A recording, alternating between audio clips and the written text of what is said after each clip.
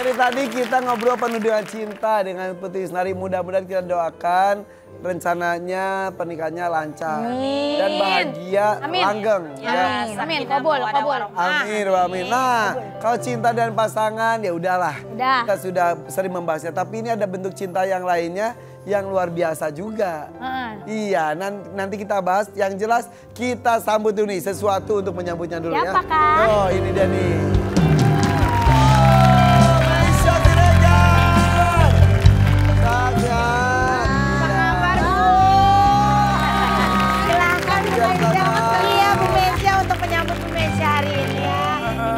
Puasa pertama jadi kita begini dandanannya. Kata siapa pertama? Kata aku. Enggak, Oki. Ini udah keberapa hari? Udah keberapa hari? Hai, apa kabar Ibu Mesya? Alhamdulillah baik. Ibu tambah cantik sekali. Iya nih. Momen peres ini Iya. dipersembahkan oleh Beneran dong, tambah hari tuh tambah terlihat auranya. Ini kita mau kepoin perjalanannya Ibu Mesya Siregar dengan Mas Baby. Nah, kita punya kemarin sesuatu. katanya melakukan sebuah perjalanan yang luar biasa. Boleh ceritakan? Kita silakan Bu Mesya. Kita ke situ. Kemarin dari mana Dari saja? mana kemana boleh diceritakan, ini ada petanya. Ya Allah, ya ampun. Juara ya. Iya. Jadi teman-teman, Ya. pertama kali saya landing, mana nih kagak ada Mesir? Mana Mesir? Nih Mesir sebelah sini. Nih, sebelah sini Mesir. Nih Mesir. Jadi Gua jadi pertama piramid nih, kali piramid nih. kita tiba landing, Landing di Mesir. Ya. Kemudian habis dari Mesir kita melewati Menuju ke? menuju darat, Ke Israel. menuju ke Israel. bagian sini. Oke. Israel. Lewat darat. Darat. Berapa lama perjalanan? 8 jam. Put, ikut deh sini deh Put. Kali aja menginspirasi lu. Terus abis itu? Abis itu dari Mesir, Israel, baru ke Jordania. Jordania. Nih belah sini nih. Nih belah sini. Jordan. Di sebelah sini. Lu jadi Jordan. Jordan. Iya. Jordan. Gitu. Di situ. Ya. Ntar dulu, lu perjalanan itu rangkaian umrah atau sengaja ke situ? Sengaja ke Masjidil Aqsa. Kapan itu perjalanannya? Berangkat tanggal 20. 20 Februari, sampai pulang 29 Februari. wow, 9 9 hari. hari. Salah satunya akhirnya bisa ke Masjid Aqsa. Alhamdulillah. Masya Allah. Jadi Jadi Ipan haru. Iya, jadi selain Masjidil Haram di Mekah, Masjid Nabawi di Madinah, juga salah satu masjid yang harus kita kunjungi salah satunya adalah Masjid Aqsa. Ya. Itu Itu memang. ide dari siapa awalnya? Pertama sih dari gue waktu itu karena kan berita tentang Palestina ini nih cukup kena mental lah ya. Iya. Semuanya. Iya, sampai akhirnya tuh kayak aduh terbersit di hati tuh kayak sayang aku pengen banget ke sana, tapi waktu itu Baby mikir kayak nggak mungkin karena kan semua orang juga mikirnya tuh kayak nggak mungkin gitu kan. Di sana lagi konflik, lagi ada perang gitu kan, sampai pada akhirnya tiba-tiba ya ini jalan Allah ya, terus sampai akhirnya menemukan satu ads salah satu travel, terus tiba-tiba ngelihat story, loh kok ada di sini, ini kapan sih, ini postingan kapan ya, ini kapan sih, ini update nggak sih, ini apa, nah cari tahu, terus ngobrol-ngobrol, cari informasi yang akurat supaya nggak misleading, nanya dari A sampai Z keamanannya, gimana bisa sampai cari datang ke sana, sampai akhirnya kita dapat info yang akurat, akhirnya Beb, ternyata bisa kita ke sana dan aman untuk visitor.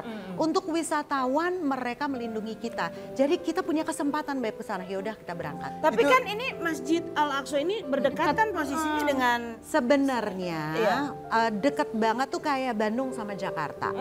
Dan kawasan Masjidil Aqsa itu memang dijajah dengan cara yang berbeda. Maksudnya? Jadi ketika kalau kita ke Gaza atau kita ke Rafah, ke bagian yang konflik yang memang lagi perang, itu kan mereka perangnya itu diperangin secara militer.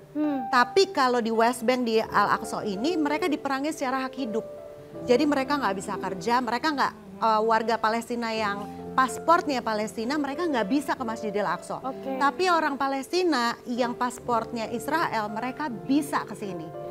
Jadi orang-orang beberapa Palestina memang mereka nggak bisa kerja, mereka nggak bisa sekolah, mereka nggak bisa ke rumah sakit. hak hidupnya tuh direnggut. Semuanya mahal, Van. Ya Allah. Semuanya mahal. Lo beli ayam, beli daging aja, Masya Allah mereka dimahalkan. Dimahalin. Dimiskinkan. Tapi pas ke Masjidil Aqsa, seperti apa sih? Kondisinya. Lu masuk. Sholat dong Irfan. Masya Allah, sudah masuk sholat dan lain sebagainya. Bisa ternyata ya? Bisa.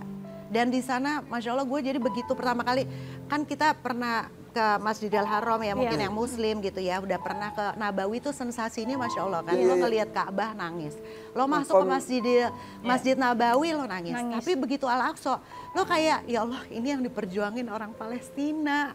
Ini yang diperjuangin oleh orang muslim yang kita semua urung untuk ke sana. Jadi begitu sholat gue kayak ya Allah nyampe loh kita ke sini.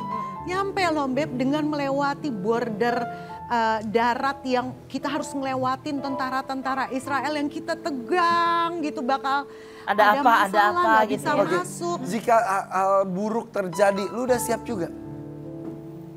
Udah siap, tapi gue yakin sih Van, Allah pasti jaga. Karena secara keamanan mereka pasti menjamin wisatawan karena yang ngecap kan mereka. Iya. Mereka yang ngecap. Jadi suatu negara yang bisa ngecap membolehkan wisatawan untuk datang, ya mereka akan dapat perlindungan. Oke. Tapi yang merasakan ketegangan itu tidak hanya Maisa saja dan Baby. Semua juga ikut merasakan. Karena dari satu rombongan itu nggak semua di-approve visanya. Oh ya? Jadi ada yang di reject. dari tim rombongan. Ada 2 orang dari rombongan aku, dari rombongan satunya ada 1 orang. Bahkan waktu tahun 2019 sebelum kejadian Oktober tuh malah setengahnya dari rombongan di reject. Apa penyebabnya? Alasannya gitu? Alasannya tuh random sebenarnya. Dan katanya melewati Nisfu Saban juga pas di Masjid Aqsa. Aduh Maisa, ini lu mau bikin ngiri kita tahu. Itu di luar rencana sih Van. Gue juga begitu nyampe kita tuh sebenarnya agendanya belum harus langsung ke Al-Aqsa. Jadi masih harus istirahat dulu lah ke hotel. Akhirnya kita ngotot ini masih ada nih waktu untuk ngejar maghrib. Kita ke Masjidil Aqsa. Terus udah gitu tiba-tiba beberapa pada bisik-bisik. Ini malam Nisfu Saban loh. Hah? Baru sadar tuh? Baru sadar sampai ya Allah kok rencana Allah bagus banget. Masya Allah. Oke. Merinding loh.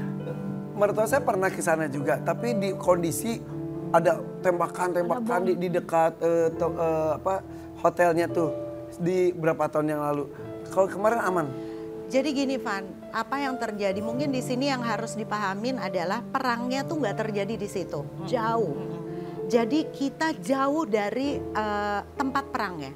Tapi di Masjidil Aqsa ketika mertua lagi ada konflik itu mungkin ada orang Palestina yang berusaha memaksa masuk. Dan semua tentara Israel itu berjaga di sana memang bawa senjata semua. Di sekitar itu? Iya. Jadi mungkin tembakan itu untuk memperingatkan. Mungkin. Karena ada yang memaksa. Jadi selama kita gimana ya sekarang mengikuti kan aja situasinya gitu. kan memang otoritas masih full mereka. Jadi kita ngikutin aja apa yang mereka. Bisa berkali-kali datang ke Masjidil Aqsa itu? Bisa. 4 hari ya kayak lo umroh, Van. Tiap hari lo ngejar sholat 5 waktu, subuh-subuh lo jalan, 20 menit masuk gang-gang. Aduh Masya Allah indah banget.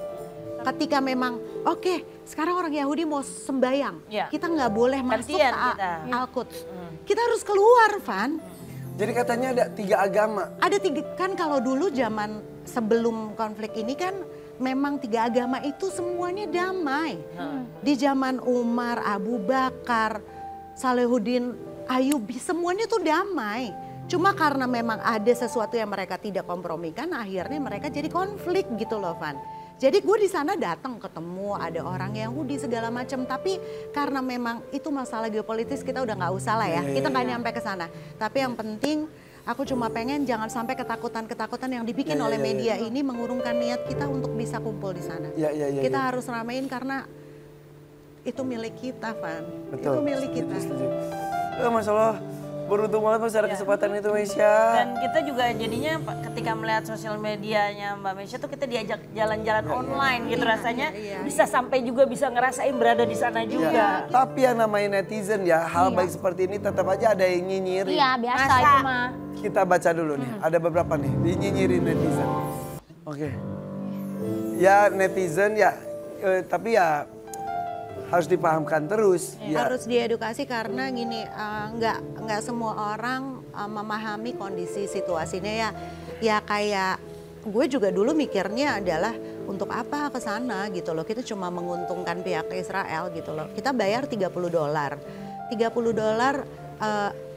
kayaknya nggak setara ya dengan apa yang menjadi niat kita untuk sampai ke sana gitu loh, Van.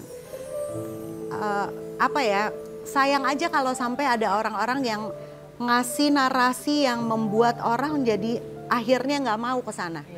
Kak, maaf kalau boleh tahu nih, kita pengen tahu juga mungkin ada yang mau ke sana tapi nggak tahu berapa untuk harga travelnya sendiri untuk bisa sampai di sana itu. Kalau kita umroh tuh sekarang tuh kurang lebih 30 jutaan sampai 40 sekian. Nggak jauh beda, nggak jauh beda segitu.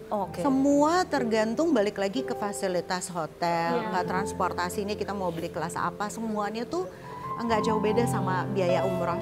Oke, terima kasih loh ceritanya, Masya Allah luar biasa. Jadi kita ngerasain juga bisa berada di sana, mudah-mudahan suatu hari nanti mungkin kita semua bisa juga berada di sana. Bisa dengan berbagai macam cara kita mengumpulkan pahala seperti bintang tamu kita berikut ini. Ini masih cilik tapi luar biasa. Wow. Tetap di sini di FVP Warrior Pagi. Bawalah pergi cintaku, ajak kemana pun kau mau. Orang yang suka berkata kasar dan kotor, biasanya hatinya juga kotor. Karena jika hatinya bersih, tidak akan terpikir untuk mengatakan hal-hal yang tidak baik. Betul begitu Kak Irfan? Betul!